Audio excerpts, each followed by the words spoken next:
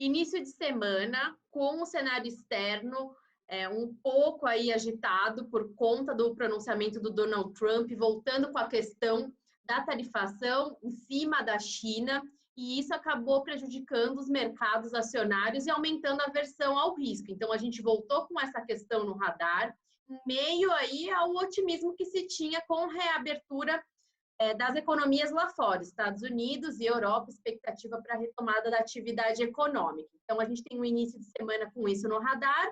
Internamente, a gente tem uma semana de decisão de política monetária, o mercado ajustado para um corte de 50 pontos na taxa Selic, passando de 3,75 para 3,25, e a gente também tem a divulgação do Boletim Focus na manhã da segunda-feira, com o mercado revisando o PIB para próximo de uma contração de 4%, taxa de câmbio final de 2020 em R$ 5 por dólar, e a gente tem também o IPCA sendo revisado para baixo, de 2%, ao redor de 1,9%, lembrando que o piso da meta é 2,5%, e com isso também os analistas ajustando a sua expectativa para a taxa Selic para 2,75%. Então, a gente tem o início de semana com essas informações, na expectativa aí também para a agenda de indicadores, porque nos Estados Unidos a gente tem a divulgação dos dados do mercado de trabalho na sexta-feira, e na quarta-feira a gente tem uma prévia com a pesquisa ADP Employment, que deve aquecer aí as apostas para o Non-Farm Payroll, que é divulgado na sexta-feira.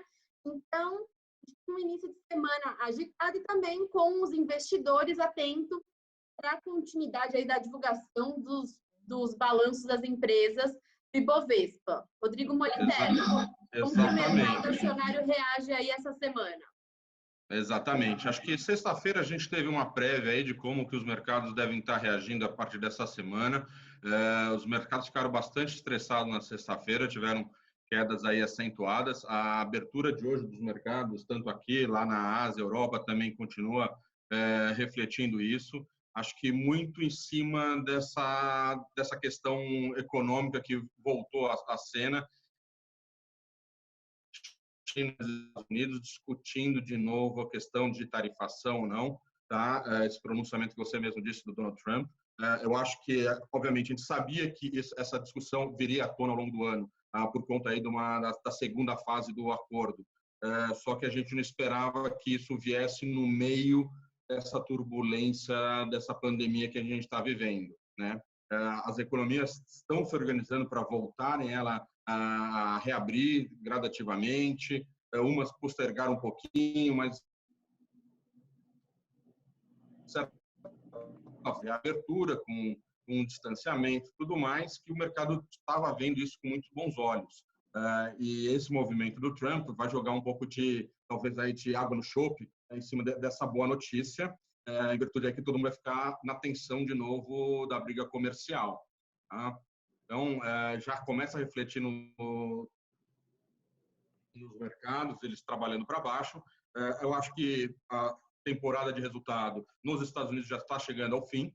O S&P já reportou 70% do resultado deles. Em média, os resultados vieram em linha. Destaque positivo para as empresas de tecnologia e saúde e negativo para o setor financeiro. Aqui a gente está na metade da nossa temporada, tá? Temos ainda essas empresas bem importantes a serem divulgado o resultado essa semana e principalmente a partir da outra. Um resultado que já era esperado era o resultado da Gol, acabou de sair, um prejuízo de 2,2 bilhões. Isso daí já dá para a gente começar a ter uma noção do impacto, principalmente no setor aéreo. É um setor que mundialmente foi bastante afetado pela pandemia. Exatamente. Então, vamos continuar vendo, acho que um mercado com volatilidade, mas acho que como a gente vem chamando a atenção, vamos ter calma, cautela, fazer seleção de ações de aquelas empresas que têm alguma resiliência com relação à pandemia ou que tenham estrutura financeira e balanços bastante forte. Acho que isso daí foi também um ponto positivo. Semana passada a gente teve um pouco de entrada de estrangeiro, né? Muito talvez em cima disso daí. Talvez os fundos mais ávidos a risco, eles perceberam na nossa taxa de câmbio alta o quão as nossas empresas estariam atrativas. então a gente teve uma leve entrada de estrangeiro. Ainda a saída é bastante grande do estrangeiro no ano. Mas o acumulado no ano acabou, o refluxo teve uma redução por conta dessa desvalorização da taxa de câmbio. A gente tem um movimento muito mais pronunciado, né, assim, de valorização do S&P, e na busca por oportunidades, às vezes os estrangeiros acabam identificando, né, algumas oportunidades para ingressar aqui, porque o preço de muitas companhias foi descontado, certo? Exatamente. Então, a gente, obviamente, acho que a gente vai cada vez mais vai ver uma migração para o mercado acionário, dado que a taxa de juros, como você mesmo colocou pelo IPCA, está cada vez mais baixa. Então, é normal que haja uma virada no portfólio por ativos reais. E quando a gente fala em ativos reais, a gente fala em empresa, né? Então, obviamente, não estou falando que é para todo mundo colocar 100% em ações, em qualquer ações, longe disso. Mas é justamente estar atento a empresas sólidas, que tenham capacidade de gerar resultados futuros, que é assim que se compra empresa. Você não compra empresa porque ela é hoje, você compra empresa pelo fluxo de resultado que ela pode gerar no futuro. Então, é nisso daí que cada vez a gente vai estar mais atento.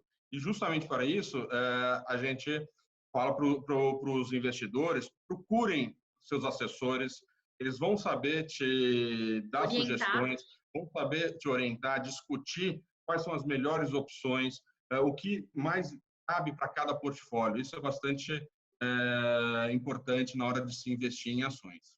Exatamente, porque como a gente tem um processo de redução da taxa de juros, a gente vê muito discurso aí que agora que não tem juros, a gente tem que procurar se arriscar mais. Só que assim, vamos com parcimônia, existem vários tipos de ativos para você se buscar um retorno maior, e não necessariamente você precisa se expor a um risco gigantesco para ter uma rentabilidade maior. Aí entra o trabalho do assessor, né?